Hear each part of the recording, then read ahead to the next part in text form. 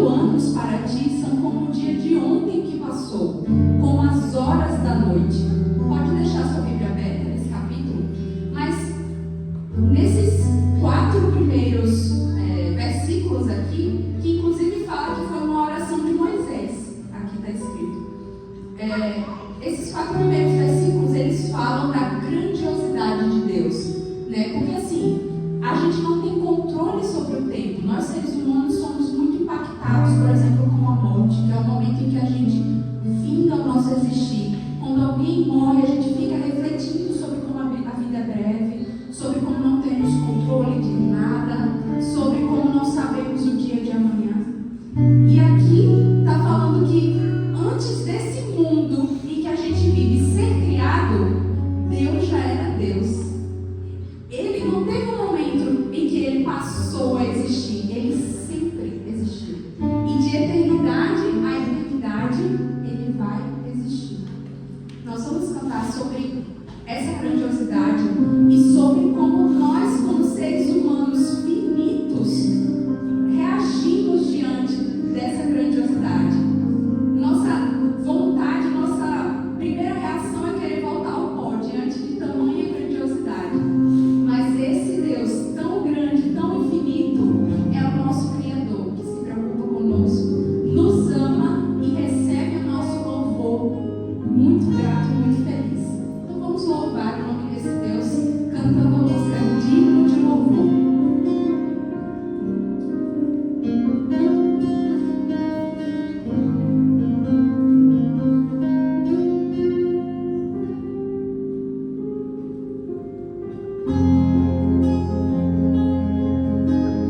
Nós vamos começar a abençoar.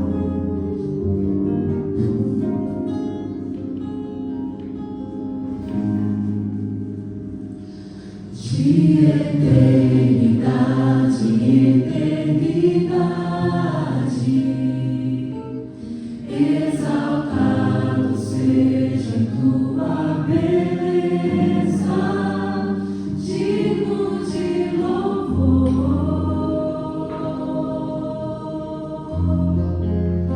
digno de louvor.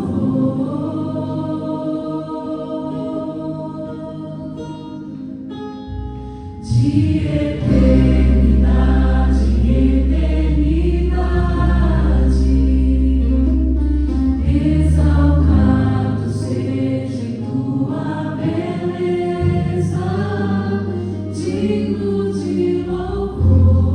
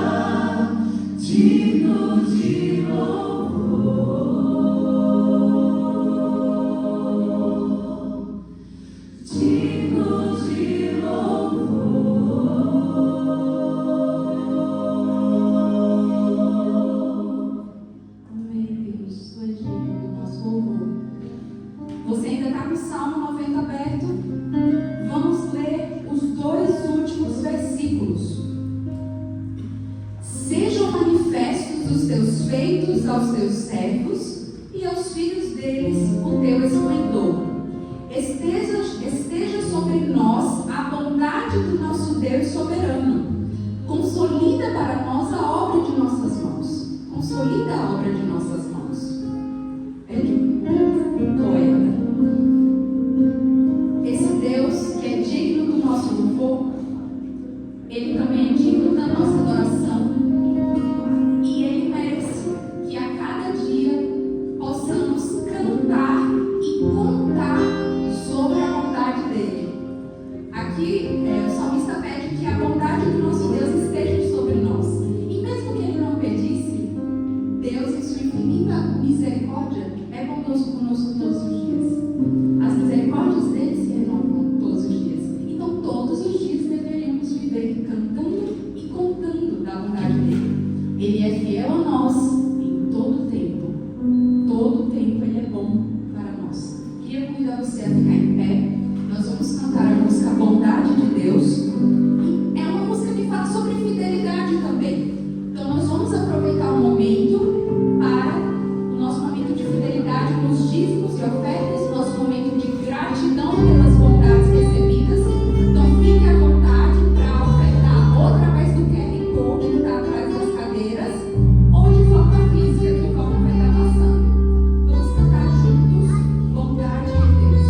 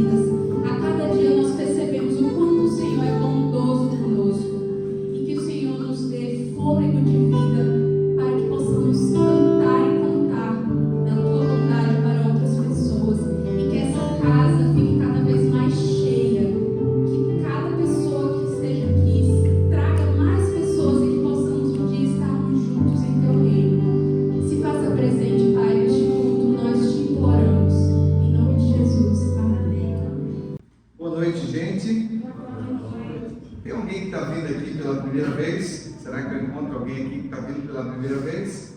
Não?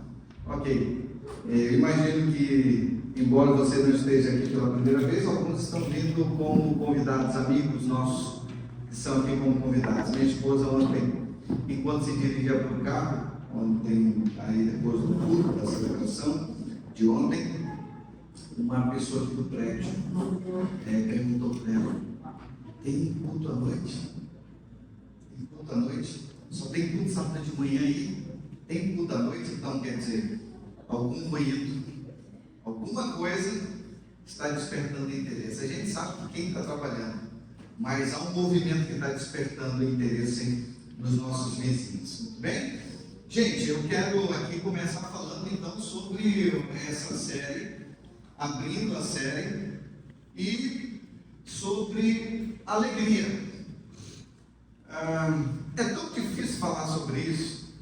A gente pensa que é fácil, mas quando a gente vai ler e pesquisar é muito difícil, porque falar sobre emoções é uma coisa muito complexa. Eu tive um professor na faculdade que o doutorado dele foi sobre emoções. Imagina que ele passou 4 anos na universidade pesquisando sobre emoções positivas, negativas e neutras. Então, você imagina que quando a gente vai ler, a gente percebe o quão profundo isso aí é. Imagina o tanto de coisa que é. E a tese dele era saber quem reagia melhor, quem tinha melhor memórias. Na verdade, o tema dele era memórias, né? A pesquisa dele, o objeto de pesquisa, o problema era memórias afetivas, memórias positivas, memórias negativas.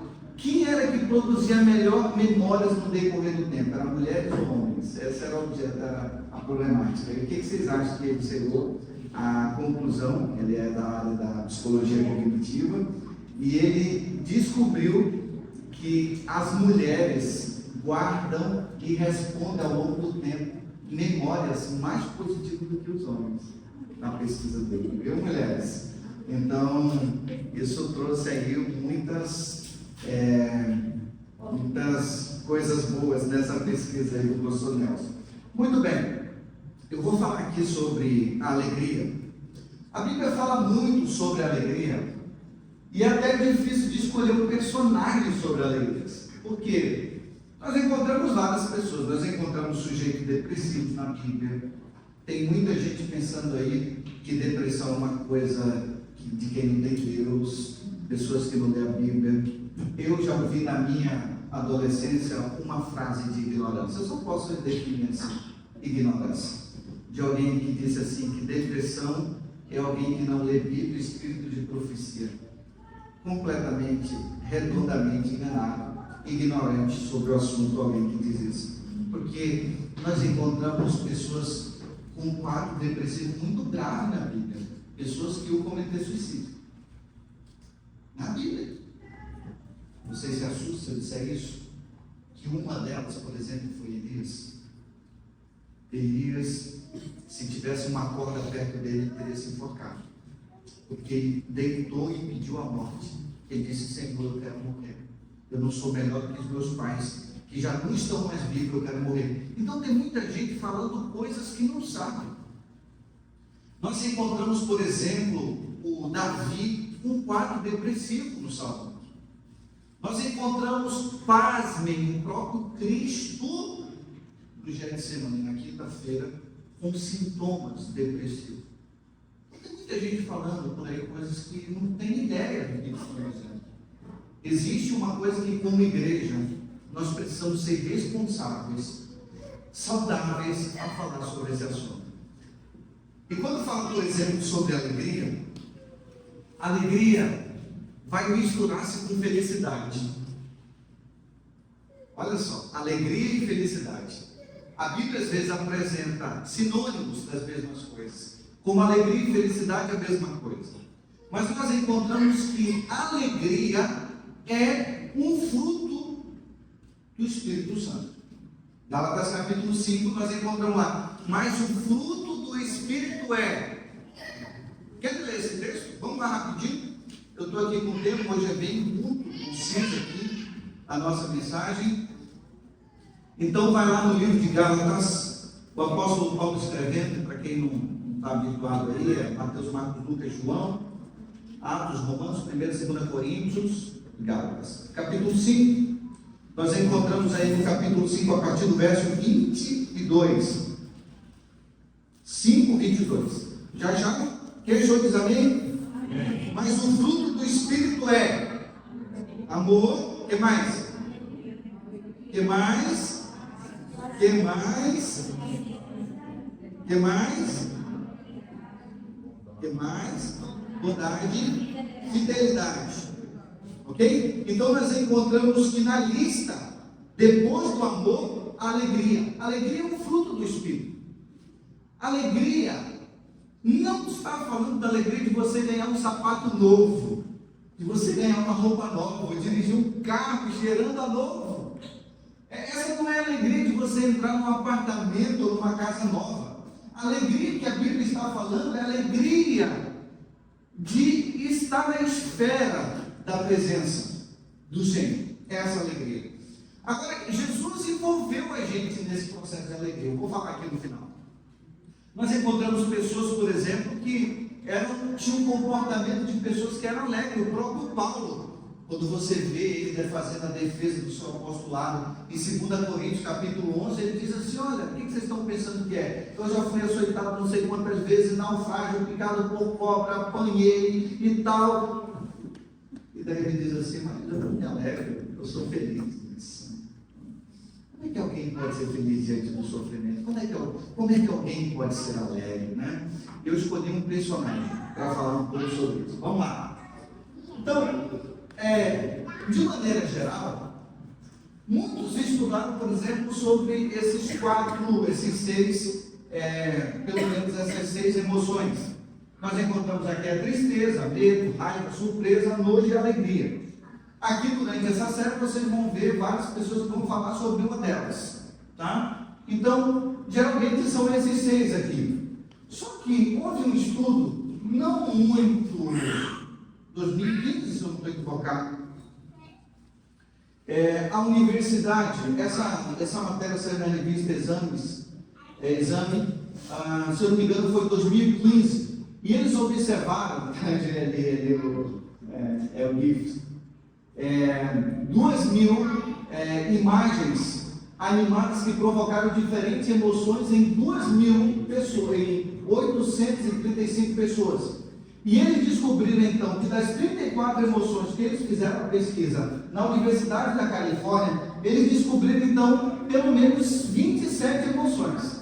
Então a gente começou falando das 6 mais conhecidas, mas eles disseram que 27 emoções pelo menos das 34 propostas eles conseguiram olhar que nessas 835 pessoas, entre homens e mulheres, eles conseguiram identificar a carinha de cada uma delas quando eles mostravam a imagem e vídeos. 27 emoções. Então vamos lá. Como eu falei, é difícil.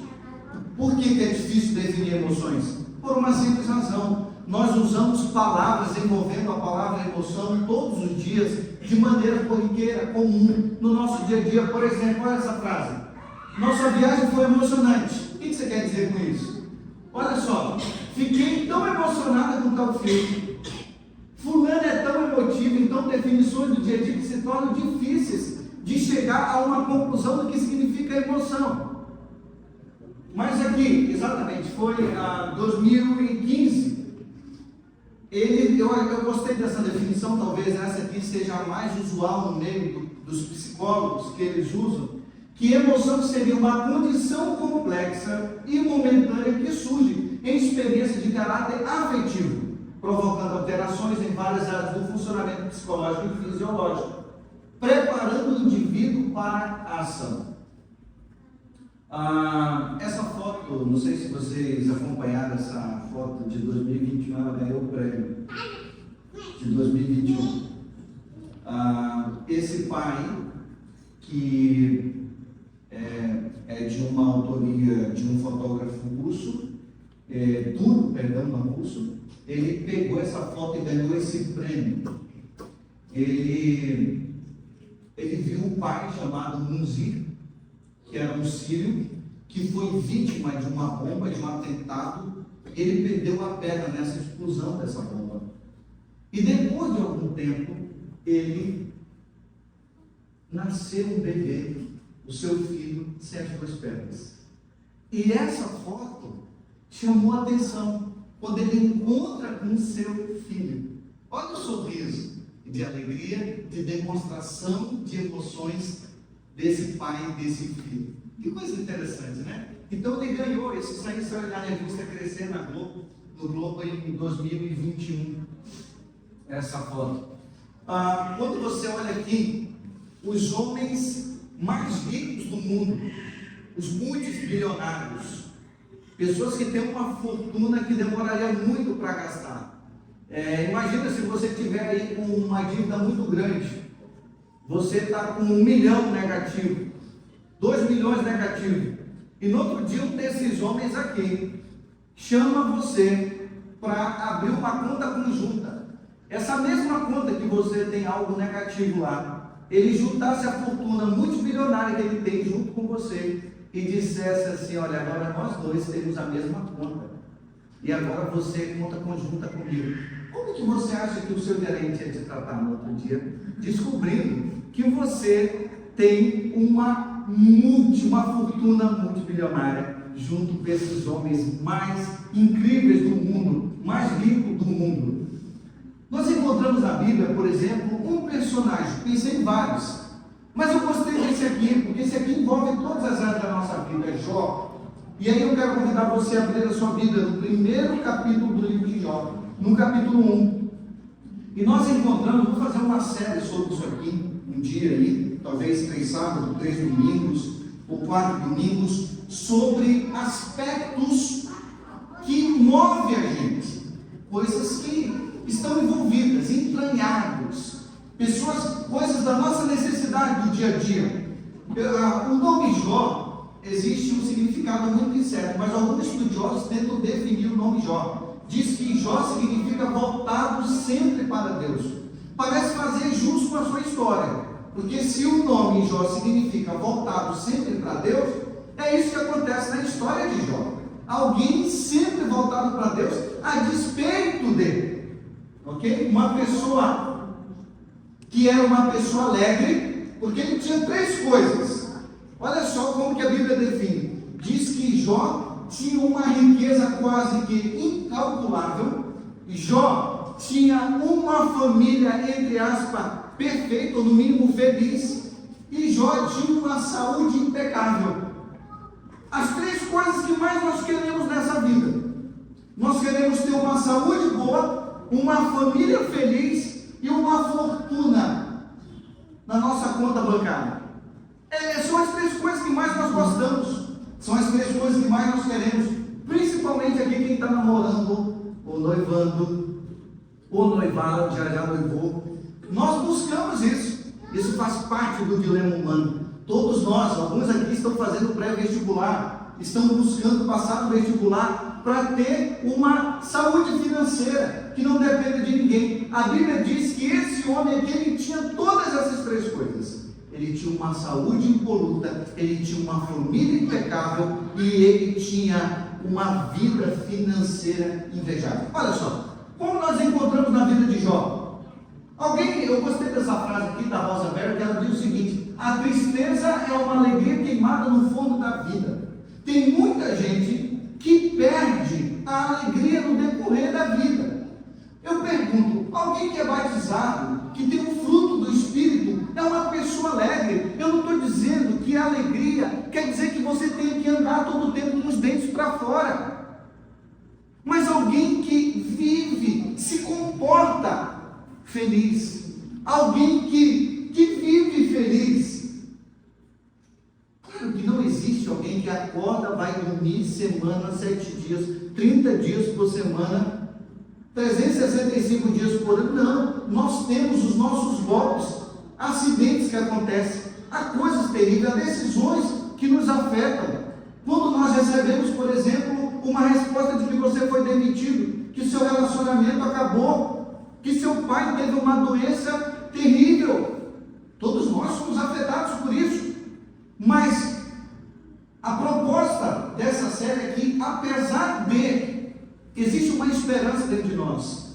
Eu falava ontem para vocês que eu tive um professor na faculdade de filosofia, quando eu comecei esse curso, não terminei, e um professor declaradamente ateu, comunista, ateu e tudo, e eu não sabia que eu ia ser transferido logo, mas aquele dia eu fiquei depois me sentindo muito mal, porque ontem, a fala de ontem, aqui no culto, me fez pensar nisso. Eu me senti muito mal, porque eu lembrei desse episódio. Ontem eu fui para casa me sentindo um pouco mal, porque o meu professor, um dia ele abriu a deixa para eu pregar para ele, e eu fiquei em silêncio, porque eu digo, eu vou terminar o curso, eu não quero ter um embate agora com ninguém, eu não quero confrontar, não quero ser o chato da história, então eu vou esperar o tempo. Só que aquela foi a última aula que eu tive. Eu nunca mais voltei na faculdade, porque eu fui transferido, e esse processo de transferência permitiu que eu não voltasse mais, não cumprimentasse o professor e falasse. Mas o homem estava dando aula um dia, e de repente, do nada, ele diz assim, eu não creio em Deus, e a gente vai chegando numa idade da vida, onde quem crê em Deus parece ser mais feliz do que a gente que não crê. Impactante. Um professor que se declarava comunista, ateu, e ele diz assim, olha, eu realmente acho que existe um vazio na nossa vida que a gente tenta buscar em outras coisas. Não adianta conhecimento. Um homem que pesquisou Platão, uma das maiores autoridades de Platão que existe, é ele, 20 anos estudando os escritos, a tese dele é nisso. O homem chega um dia e diz assim, ó, há algo dentro de mim que tem um vazio, que eu não consegue ser preenchido. E nessa hora era para eu ter chamado o canto depois e ter oferecido para ele aquilo que Jesus oferece. Porque Jesus oferece aquilo que ele é. E eu disse, eu vou ter outra oportunidade. E eu nunca mais tive oportunidade, porque imediatamente eu fui transferido e não vou ver, não sei quando. Muito bem. A Sociedade Brasileira de Inteligência Emocional define que emoção é a capacidade de administrar as próprias emoções e usá-las a seu favor. Inteligência emocional é isso. Eles vão definir que emoções é você enfrentar, administrar as próprias emoções e usá-las a seu favor. Há um livro extraordinário que eu não posso deixar de ler, de indicar para vocês, quem não leu, podia ler esse livro, chamado Em Busca de Sentido, de Viktor Frankl. Eu acho que eu já falei aqui a primeira vez, ou a segunda vez que eu estive aqui. Viktor Frankl foi um dos homens incríveis que criou a terceira força da psicologia, e ele escreveu esse livro Em Busca de Sentido. E ele trabalha muito essa questão que, enquanto Freud, levou em uma outra direção, ele diz que, na verdade, a vida tem um sentido. E quando alguém chegava e dizia assim, olha, eu estou pensando em me matar, eu estou pensando em tirar a minha vida. Você está pensando em tirar a sua vida? Sim, estou pensando em tirar a minha vida. E ele perguntava, provocava as pessoas, por que você não tirou ainda a sua vida? E aí, meus amigos, vinha a resposta. A pessoa chegava e dizia assim, sabe o que é, doutor Franco? Eu não tirei minha vida ainda porque eu tenho um sonho. E o meu sonho é poder formar em tal curso. Aí ele dizia assim, sabe por que você não tirou sua vida? Porque a sua vida tem um sentido. Não foi porque você tem um sonho. A sua vida ainda não perdeu sentido. Aí as pessoas chegavam e diziam assim, olha, eu pensei em tirar minha vida. Ele disse, por que você não tirou a sua vida? Ele disse, porque tem alguém lá em casa que depende de mim, a minha mãe. Se isso acontecer, seria terrível para minha mãe. E ele disse, não, você não tirou a sua vida por causa disso. A sua mãe se expressa no sentido, a vida ainda tem sentido para você. O problema, gente, é quando a vida perde o sentido para nós. A vida não pode perder o sentido. Por isso que há situações eu já tive que acompanhar, socorrer pessoas assim em atendimento de urgência, de crise, onde tivemos que correr rapidamente para salvar algumas pessoas. E eu já tive histórias, eu já fui professor no início do meu ministério, onde eu tive a infelicidade de perder 2 alunos. E foi algo que impactou minha vida. Isso impactou tanto a minha vida, que eu percebi que eu precisava estudar um pouco mais. Foi por isso que eu fui fazer um segundo curso, para poder ter mais suporte, para ajudar alguém, porque eu perdi 2 alunos, e os 2 alunos eram cristãos. Os 2 alunos eram adventistas, de família adventista, e um era filho de ovelha. Não existe. Ninguém está isento de nada. Todos nós somos impactados. Nós somos produtos, nós influenciamos e somos influenciados todo o tempo. Agora, como nós podemos entender ou aprender a lidar com aquilo que não identificamos? Acontece isso, como é que eu vou? E aí é quando nós reportamos aqui, quando não damos atenção às emoções, por mais bobas que elas pareçam, nós abrimos espaço para a formação de uma bola de neve. Sabe aquelas coisas pequenas, administráveis? Se nós não damos atenção, vazão para isso, essas coisas administráveis passam a ser uma bola de neve na nossa vida. Por isso a gente tem que enfrentar. A gente não pode, amigos, a gente não pode ignorar certas coisas. Hoje não é um tema sobre isso, sobre depressão ou campanha contra o suicídio, mas a gente precisa observar o que as pessoas estão postando, o que as pessoas estão falando. Isso tudo é importante. Muito bem. Emoções bem cuidadas fazem toda a diferença na conquista de uma vida saudável.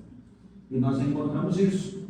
Olha só, essa aqui é uma matéria que diz que, segundo o jornal, dezenas de estudos comprovam que as emoções podem melhorar, prejudicar a capacidade de aprender. Isso explica porque quando alguém está muito ansioso, tem mais dificuldades para se concentrar, pois os sentimentos afetam a atenção e a memória.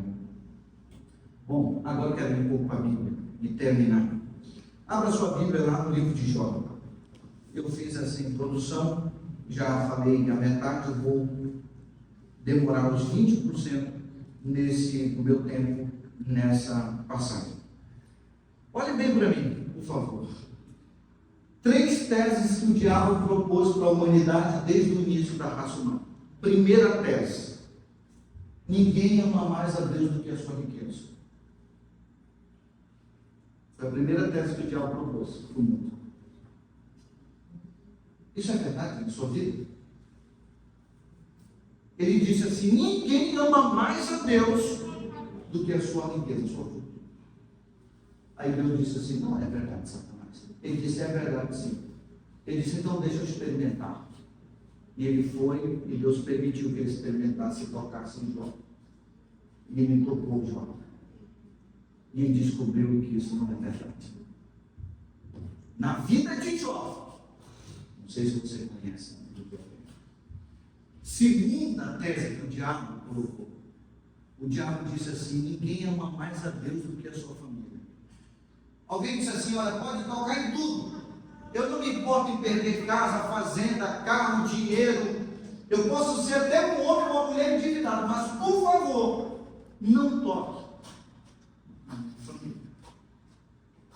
Os pais e as mães que estão aqui, você pensaria 2 vezes se você fosse para o seu carro em algum momento e um assaltante estivesse com uma arma apontada para o seu filho ou para a sua esposa? Não existe conversa, né? Os que estão aqui, os pais de família, os homens ou os maridos. Não existe conversa, a gente partiria para cima. É um instinto de proteção humano. Nós homens, para proteger nossa esposa, para proteger os nossos filhos, nós iríamos para cima. Toque em tudo, menos na minha família. E a terceira tese que o diabo propôs: você pode até perder a sua riqueza, você pode até perder a sua família, mas há algo que é um instinto de sobrevivência. Ninguém ama mais a Deus do que a sua saúde. Foi isso que ele fez. Você vê no livro de Jó. Vamos lá. Eu já estou nos 10% para fechar. Verso 6. No dia em que os filhos de Deus vieram apresentar-se perante o Senhor, veio também Satanás entre eles. Essa expressão hebraica também significa que ele não foi convidado. Ele veio como intruso. Verso 8. Verso 7, perdão. Então perguntou o Senhor a Satanás: de onde vens? Satanás respondeu ao Senhor e disse: de rodear a terra e passear por ela. Perguntou ainda o Senhor a Satanás: observaste meu servo Jó? Porque ninguém há na terra semelhante a ele, homem íntegro, reto, temente a Deus e que se desvia do mal? Então respondeu Satanás ao Senhor: porventura Jó de balde tem? Você sabe o que significa essa expressão de balde no hebraico? Ela significa literalmente dizer de graça. O que Satanás está dizendo é que ninguém é capaz de servir a Deus de graça. Todo mundo serve a Deus por interesse. Que nós somos interesseiros. Que a nossa relação com Deus existe um interesse. Ele diz assim: ninguém te serve de graça. Todo mundo é interesseiro. Olha para o planeta Terra. Olha para a humanidade. Eles são interesseiros. Por isso Lutero disse que até na vida religiosa, até os pastores, ele diz, até os ministros, até os monges, Lutero dizia, eles servem a Deus servindo a si próprio. Que profundo isso! Porque até às vezes, com a intenção de ser servo, na verdade nós queremos ser servidos. E a gente tem que admitir isso. A nossa vida, nós somos corrompidos, nós somos um rio que fomos contaminados na fonte. Não existe nada de bom em nós. Nós encontramos Jó, um homem que era feliz, que tinha uma família completa, tinha 7 filhos, 3 filhas, uma riqueza quase incalculável, um homem de uma saúde impoluta, um homem intercessor que acordava de manhã para lutar pelos seus filhos espiritualmente. Mas um dia, aquele homem alegre se transformou em um homem triste, desprezado, julgado, batido por todos os seus 3 melhores amigos, sábios que vieram de outro lugar para condená-lo, dizer: qual foi o teu pecado, Jó? E aqui é uma coisa interessante que eu quero já ir para a parte final e terminar já na parte final. Diante de um luto, esses 3 amigos ensinam o que fazer e o que não fazer no luto. A Bíblia diz que durante 7 dias esses 3 amigos sentados do lado de Jó e não falaram nada. O que você tem que fazer no luto? Você sabe o que fazer no luto? Não falem nada. Eles ensinaram o que fazer. Eles só sentados do lado dele disseram nada. Quando você estiver com alguém no luto, não tem que explicar não. Porque foi assim mesmo. Foi Deus que quis. Deus tem um propósito. Ninguém, até com raiva de Deus, você vai falar em Deus. Fique só ao lado. Eu lembro de um dos funerais mais difíceis que eu tive que fazer. Fiz alguns funerais muito difíceis. Mas eu lembro de um que está marcado na minha vida. A mulher passou 17 anos lutando para engravidar. Engravidou. O médico disse assim: isso é um milagre. Pelo prognóstico médico, você jamais engravidaria. 17 anos de casamento. Engravidei. Para a alegria dela, quando ela foi fazer o ultrassom, descobriu que era um doença. Para a alegria dela, descobriu que era um casal. Foi nos Estados Unidos, comprou todo o enxoval do marido, aquela alegria, aquele festejo, aquela coisa toda. Mas algo aconteceu, cara. 6 meses de gravidez. Vendo disso, umas dores terríveis, ela gritava de dor. O médico disse: olha, eu não consigo, para salvar você, vou ter que retirar os bebês.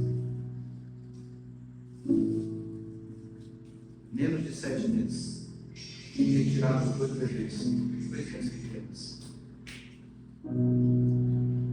Aquela igreja que eu estava pastoreando vivia aberta 24 horas orando por essa mulher. Você imagina?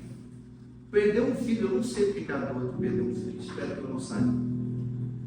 Mas perder um filho nessa condição, um sonho por detrás, a mulher exprimia a alegria, contagiava todo mundo, com o toque da esperança, da fé. Depois de uma semana veio a notícia. A bebê, a menina, não suportou, morreu. Nós éramos 2 pastores na igreja. Eu era pastor auxiliar. E na hora de fazer o funeral, o meu pastor não aguentou e disse assim: mãe, faz o sermão funeral, eu não tenho condição. Eu disse assim: meu Deus, vou ter que fazer esse funeral. Um desespero, gente. Não era para menos, uma multidão. E essa mãe se agarrava na gente e dizia assim: por que, pastor? Por que, pastor? Que desespero, gente. Um caixão pequeno, o pai carregando e descendo até descendo essa pequena urna. Naquele dia foi uma cena que está gravada na minha cabeça, o lado da sua mãe que já descansava. E aí agora vem a preocupação. Os médicos disseram: olha, é difícil esse outro viver. Aí a igreja mesmo, os irmãos quase moravam na igreja, orando e intercedendo. Primeiro mês, segundo mês, terceiro mês, passou. O menino já está chegando a 10 anos. Mas sempre é uma dor para essa mãe. Porque toda vez que eu ia celebrar, eu celebrei durante uns 5 anos o aniversário desse menino. E era uma mistura de alegria e tristeza. Ao mesmo tempo que ela olhava para o filho e se alegrava por ter esse filho aniversariando, ela lembrava que naquele mesmo dia que o filho tinha nascido, lembrava da morte da sua filha. A família nunca estava completa. E a gente busca inspiração em Deus para tentar falar alguma coisa. Deus provou para o universo inteiro que, a despeito dos reveses da vida, dos lutos, das perdas irreparáveis e inexplicáveis, existe um Deus que nos sustenta no silêncio do nosso amor, do nosso sofrimento, da nossa angústia. Ele nos sustenta. As 3 teses que o diabo propôs: ninguém ama mais a Deus do que a sua fortuna. Na vida de Jó não foi assim. Ninguém ama mais a Deus do que a sua família. E Jó ficou em silêncio durante esse período todo. E ninguém ama mais a Deus do que a sua saúde. Foi aí que ele abriu a boca pela primeira vez. Ele estava em sofrimento, a mulher dele olha para ele e todo mundo julga essa mulher, mas essa mulher tinha suportado tanta coisa. Mas quando ela vê o seu marido, que já havia perdido tudo, perdido os 10 filhos, e agora ela vê o seu marido apodrecendo, ela diz assim: amaldiçoa o teu Deus e morre. É melhor te ver morto do que te ver sofrendo. Eu não suporto mais, marido. E ele responde para a mulher: você fala como se Deus não existisse. Você fala como uma doida. A gente recebe as coisas boas de Deus e a gente sabe agradecer. Por que quando a gente recebe as coisas ruins a gente não agradece também? E sabe como que isso termina a história de Jó? O capítulo 42 diz como termina a história dele. Olha só. Capítulo 42, o último verso que eu leio nessa noite. Nós aprendemos aqui alguém alegre que ficou triste, que perdeu tudo, que era acolhido e recebido por todo mundo, mas que uma viravolta da vida se tornou desprezado e foi mais triste. Jó perdera tudo, sua riqueza, sua família e a sua saúde. Mas há uma coisa que o diabo não pode arrancar da vida de Jó: foi a sua fé e a sua esperança em Deus. Sabe por quê? Porque isso não depende de família, isso não depende de saúde, isso não depende de dinheiro, isso depende da sua decisão. É você que tem que decidir. A sua fé em Deus não pode estar condicionada às coisas, a dinheiro, a família ou a sua saúde. Jó já havia decidido e ele disse: eu sei em quem tenho crido.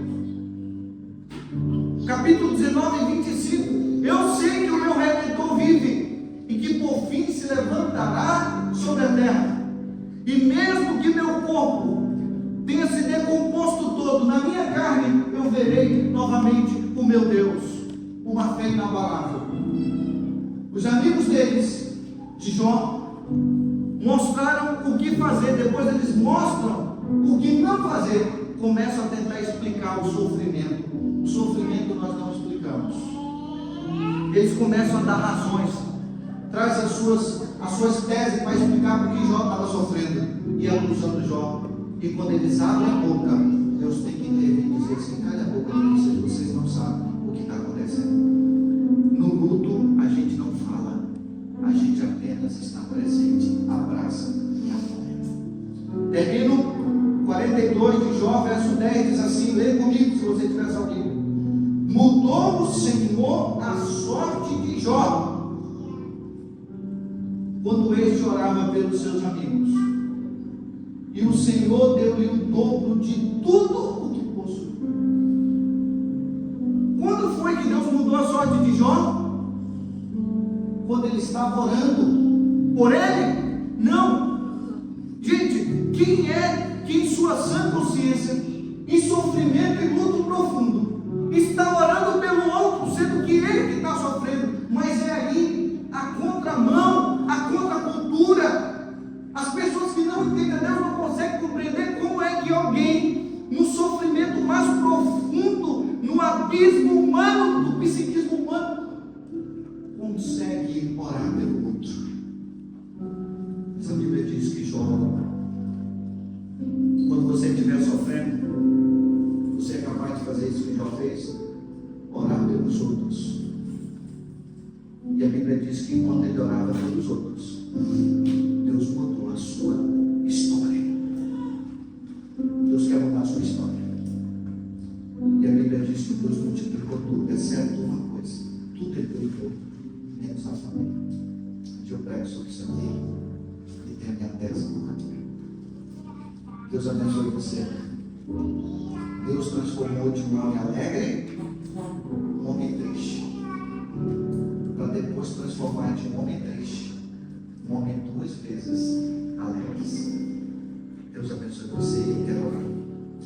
Pai Santo, nessa noite eu abençoo o teu povo, abençoo teus filhos e filhas, meus irmãos e minhas irmãs, as crianças, as pessoas que estão nos assistindo pela internet. Abençoe-nos também ao ouvir essa mensagem, em nome de Jesus. Amém.